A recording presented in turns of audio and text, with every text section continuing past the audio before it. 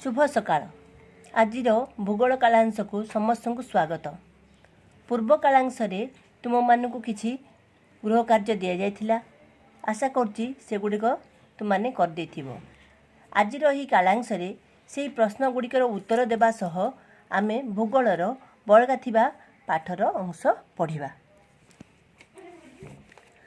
अद्यावधि उपलब्ध वैज्ञानिक तथ्य अनुसार पृथ्वी सौरजगतर एकमात्र ग्रह जेउठी जीवजगत तिष्ठि रही। जीवजगतर सृष्टि और ताहा तिष्ठि रहिया पई आवश्यकीय पारिवेशिक उपादानर एकत्रीकरण भूपृष्ठ में संभव हो पारछि। पूर्वरु आमे जानिछु जे पृथ्वी 4टी विभाग यथा अश्ममंडल, बारीमंडल, वायुमंडल और जैवमंडल रे विभक्त। पूर्वरु 3टी मंडल संबंध में आमे पढ़िथिले। वर्तमान आमे जानिबा पाई जे चतुर्थ मंडल विषय रे जहार नाम होची जैवमंडल। एबे जानिबा जैवमंडल कौन। अश्ममंडल, वायुमंडल और बारीमंडलर उपादान गुड़ी को आधार करी अन्य एक गुरुत्वपूर्ण मंडल भूपृष्ठ रे गढ़ी उठिची, ताहा हेउची जैवमंडल। एही मंडलटी अन्य 3 मंडल उपरे संपूर्ण निर्भरशील। वर्तमान आमे जैवमंडल विषय रे आउ किछि अधिक तथ्य जानिबा। पृथ्वी पृष्ठ रे एही मंडलटी सबुठारु छोट मात्र गुरुत्वपूर्ण। पृथ्वी पृष्ठ थिबा जीव जंतु वृक्षलता आदि को नहीं एही मंडलटी गठित। भूपृष्ठ रे एवं एहार अल्प किछि ऊपर और अल्प किछि तलकू तिष्ठि रहितिबा जीव और उद्भिद जगत को नहीं एही अप्रशस्त मंडलटी गठित। भूपृष्ठर मृत्तिका, जल और वायु द्वारा जैवमंडलटी परिपृष्ठ। बड़ बड़ प्राणी ठारू आरंभ करी अति क्षुद्र एककोशी प्राणी, विराट द्रुम ठारू आरंभ करी अति क्षुद्र गुल्मलता पर्यंत उद्भिद समूह एही जैवमंडलर अंतर्भुक्त। मनुष्य एही जैवमंडल रे मुख्य भूमिका ग्रहण करिछि। जैवमंडल अंतर्भुक्त समस्त सजीव मुख्यतः प्राणी जगत और उद्भिद जगत एही 2 श्रेणी रे विभक्त करा जाए। पृथ्वीर अश्ममंडल, बारीमंडल और वायुमंडल विभिन्न भावे जैवमंडल द्वारा प्रभावित होइथांती। उदाहरण स्वरूप प्राणी जगत तार बसवास, खाद्यपेय और गमनागमन आदि विभिन्न आवश्यकता पूरण करिया पाई एही मंडल गुड़िकर विभिन्न उपादान उपरे निर्भर करिथाए। फलरे एही मंडल गुड़िक मध्यरे परस्पर क्रिया प्रतिक्रिया सृष्टि होई प्रत्येक अन्य मंडल को प्रभावित करिथांती। वर्तमान आमे जैवमंडल विषय रे आउ किछि अधिक तथ्य जानिबा। आमे आगुरु जानिथिले जे मनुष्य जैवमंडल रे मुख्य भूमिका ग्रहण करथाए।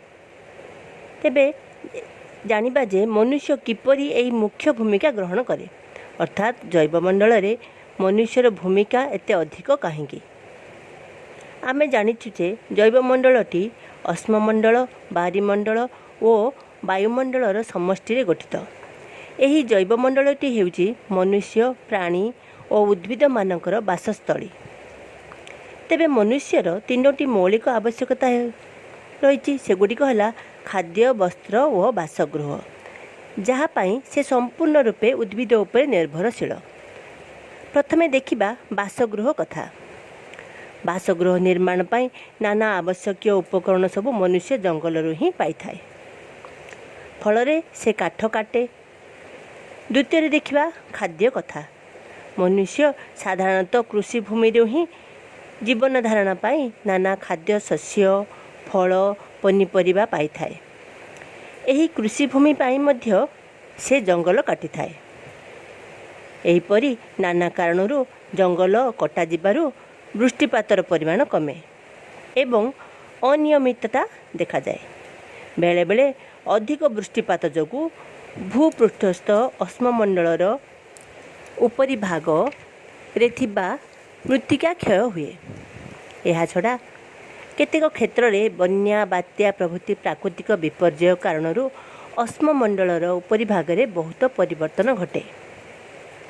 ପୁନଶ୍ଚ ମନୁଷ୍ୟ ନିଜର ଚାହିଦା ପୂରଣ କରିବା ପାଇଁ ନାନା କଳକାରଖାନା ମଧ୍ୟ ଖୋଲେ, ଯାହାଦ୍ୱାରା ସେଥିରୁ ବାହାରୁଥିବା ଧୂଳି, ଧୂଆଁ ବାୟୁମଣ୍ଡଳରେ ମିଶି ତାକୁ ପ୍ରଦୂଷିତ କରେ। ବାୟୁରେ ଅଙ୍ଗାରକାମ୍ଳର ମାତ୍ରା ବୃଦ୍ଧି ହୋଇ ଜୀବଜଗତ ତିଷ୍ଠିବା କଷ୍ଟକର ହୋଇପଡ଼େ। ତା ଛଡ଼ା ପୃଥିବୀର ତାପମାତ୍ରା ବୃଦ୍ଧି ହୋଇ ଭୂଗୋଳକୀୟ ଉଷ୍ଣତା ବୃଦ୍ଧି ହୋଇଥାଏ, ଯାହାଫଳରେ ଉଭୟ ବାୟୁମଣ୍ଡଳ ଓ ବାରିମଣ୍ଡଳର ତାପମାତ୍ରା କ୍ରମଶଃ ବୃଦ୍ଧି ପାଇ ଜୀବଜଗତ ପାଇଁ କ୍ଷତିକାରକ ସିଦ୍ଧ ହୁଏ। ଠିକ୍ ସେହିପରି କଳକାରଖାନାରୁ ନିର୍ଗତ ଦୂଷିତ ଜଳ ନାନା ଜଳ ଉତ୍ସ ଗୁଡ଼ିକରେ ମିଶି ସେଗୁଡ଼ିକୁ ପ୍ରଦୂଷିତ କରିଥାଏ। ଫଳରେ ନାନା ଜଳଜୀବ, ଉଦ୍ଭିଦ ସମେତ ପୃଥିବୀର ଜୀବନ ପ୍ରତି ବିପଦ ସୃଷ୍ଟି ହୋଇଥାଏ। ଏଥିରୁ ଆମେ ଜାଣିଲେ ଯେ ମନୁଷ୍ୟ ଏପରି ଏକ ଜୀବ ଯିଏକି ସମଗ୍ର ମଣ୍ଡଳ ସମୂହକୁ ପ୍ରଭାବିତ କରିଥାଏ। ଏଥିପାଇଁ ହିଁ ଜୈବମଣ୍ଡଳରେ ମନୁଷ୍ୟର ଗୁରୁତ୍ୱପୂର୍ଣ୍ଣ ଭୂମିକା ରହିଛି।